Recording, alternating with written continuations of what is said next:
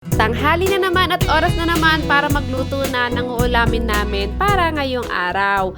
Madaling araw pa lang talaga mga mami say namalengke na kami ni Daddy. Kud nga sa pinamalengke namin ni Daddy kaninang madaling araw na ulamin namin ngayon ay namalengke din ako ng ingredients sa paggawa ng pichi-pichi kasi nga meron na naman pa-order ang Mamshi Panay nyo. Pero dahil mga bandang hapon pa naman yung pichi-pichi na yon, syempre kailangan ko nga munang unahin itong ulamin namin. Bali ang ulamin namin ngayong araw mga mamis ay gatang kalabasa na may sitaw at merong malunggay. Inuna ko nga munang balatan itong kalabasa. Bali, ang bili ko pala dito mga mami sa kalabasa ay 20 pesos lang. At pagkatapos, dito naman sa sitaw ay 40 pesos. Dapat nga talaga ay halagang 20 pesos lang yung bibilhin kong sitaw. Kaya lang nakatali na kasi siya ng halagang 40 kaya binili ko na din.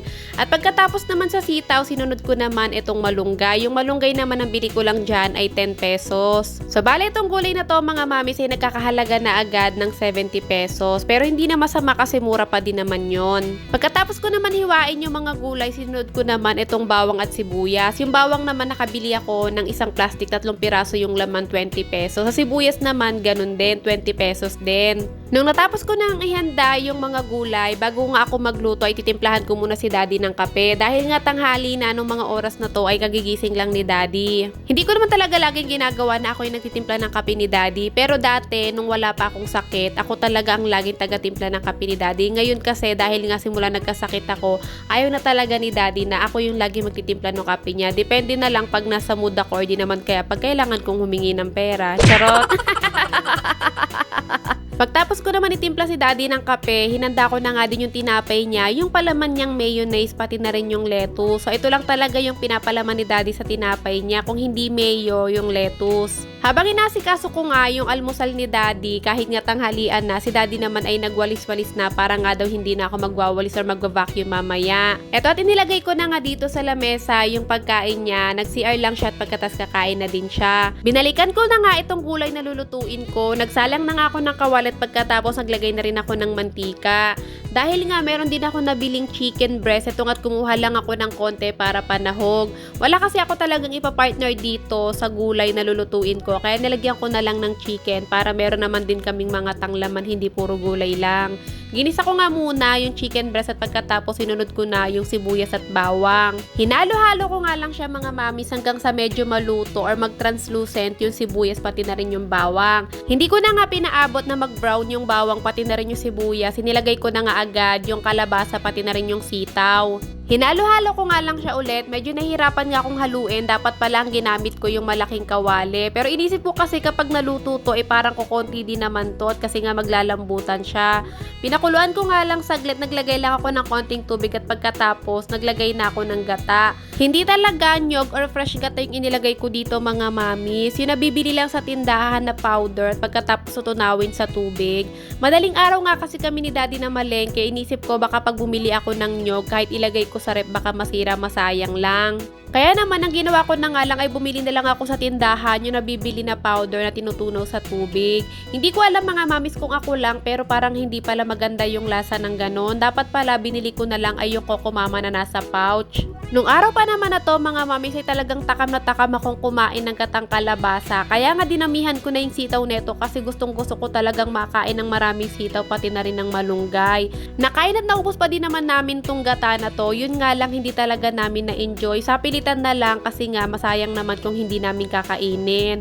Pagkatapos ko naman magluto ng ulam, nilinisan ko nga muna ulit dito sa kusina. Tinanggal ko yung mga talsik-talsik ng mantika para siguradong malinis bago nga ako magluto ng pichi-pichi.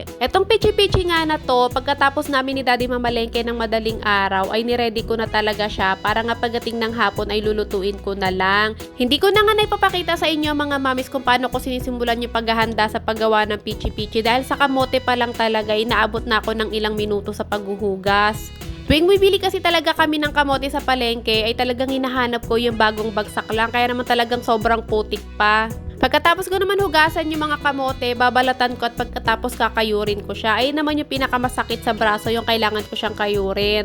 Kaya naman tuwing meron akong luto na pichi-pichi, yung mga nakikita nyo na lang ay kung paano ko na lang siya ini-steam at kung paano ko na lang siya ilalagyan ng keso. Hello nga pala kay Ma'am Shimari na taga Bulacan na nag-order sa akin itong mga pichi-pichi. Matagal na talagang gustong mag-order sa akin ni Ma'am Shimari dun pa lang sa pulburo na pinapa-order namin. Pero ang problema kasi, iniisip ko baka walang mga Lalamove rider na tumanggap ng delivery kapag Bulacan. Buti na lang talaga nasaktuhan na yung husband ni Ma'am Shimari ay nasa Manila. Kaya naman ito nga nakapag-order siya sa akin at pagkatapos doon na lang ipinadala sa trabaho ng husband niya itong in-order niya para yung husband na lang niya yung mag-uuwi sa kanila. Bukod nga sa 2 box ng pichi-pichi, umorder din si Ma'am Shimari ng 1 box ng assorted na pulburon. Pero may kasabayan kasi talaga yung order ni Ma'am Shimari na pulburon, kaya na-order ko siya kahit 1 box lang. Pagkatapos ko masikaso yung order niya, nagpabook na ako sa Lalamove para nga maihatid na sa husband niya at si daddy na nga yung bumaba. Kasi ako, binalikan ko naman itong ibang mga pichi-pichi pa. Etong mga to naman mga mami ay hindi naman to pa-order. Para naman to sa mga pamangkin ko at sa mga kaibigan ko.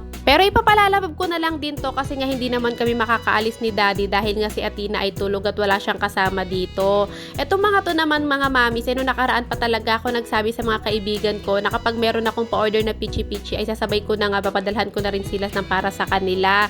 At pagkatapos sinabay ko na nga lang din yung mga para sa pamangkin ko para meron din silang merienda sa bahay. Alam niyo ba mga mamis, ma-share ko lang, itong mga kaibigan ko na pagpapadalhan ko nitong mga pichi-pichi, sila talaga yung mga kaibigan ko na unang-unang sumusuporta sa akin kapag meron akong pinopost, pinapa-order online. At hindi lang yon mga mamis, kasi sila rin yung mga kaibigan ko na unang-unang kumilos nung nalaman nila na may sakit ako. Kaya naman hindi ko man maibalik yung mga tulong na naibigay nila sa akin, hindi ako magsasawa or mapapagod na magbigay sa kanila kung ano yung kaya ko. Eto, at nalagyan ko na nga lahat ng cheese, bali tatakpan ko na nga sila isa-isa, pero kumuha nga muna ako ng 1 piraso nung para sa mga pamangkin ko. Bali yung mga sa pamangkin ko yung nasa malaking tab na, at pagkatapos itong mga tag-iisang maliliit na tab ay para sa mga kaibigan ko. Nasabi ko naman na yan sa pamangkin ko at siya na yung bahalang magbigay niyan sa mga kaibigan ko. Total naman magkakapit bahay lang naman sila doon. Kaya yung pamangkin ko na yung bahalang mag-abot. At dahil wala naman na ako magandang plastic, itong plastic ng Pure Gold na nga lang yung gagamitin ko. Pero wag kayong mag-alala mga mamis kasi malinis naman yan. Kung nakikita nyo naman tuwing nag-grocery kami kung paano ko tinatabi yung mga plastic na ginagamit namin kapag nag-grocery kami.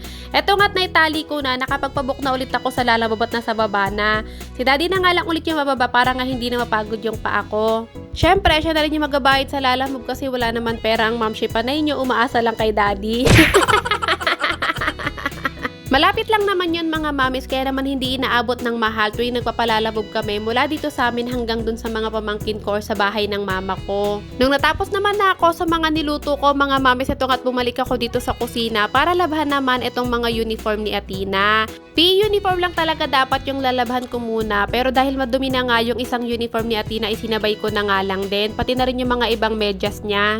Para nga kung sakaling makalimutan ko na naman maglaba ng kanyang uniform ng linggo ng gabi, at least meron na siyang uniform na malinis. Madalas kasi talaga ganun mga mamis nakakalimutan kong maglaba ng linggo, kaya minsan hanggat may isip ko na kailangan kong laban yung uniform niyang madumi ay nilalaban ko na agad. Pagtapos ko naman labhan yung mga uniform ni Athena na isampay ko na nga, at pagkatapos ng mga oras na to ay nakaalis na si daddy, nakapasok na siya sa trabaho. Nagpahinga muna kasi talaga agad ako pagkatapos ko maglaban ng uniform niya dahil nakaramdam na ako ng pagod. Nung nakapagpahinga naman na ako, ito nga't sinaksak ko na ulit yung vacuum at pagkatapos binacuum ko na dito banda ulit sa kusina. Tinanggal ko na yung mga nalalaglag na mga dumi-dumi, at pagkatapos ko mag-vacuum, inayos ko naman itong higaan ko para nga medyo makapagpahinga na ako. Hindi ko nga muna pala kinabit yung aking sofa cover mga mamis kasi nga tinatamad ako talaga, tapos paglalabhan pa parang napapagod ako sa kanyang labhan siya dahil hindi naman siya straight gaya ng mga kumot.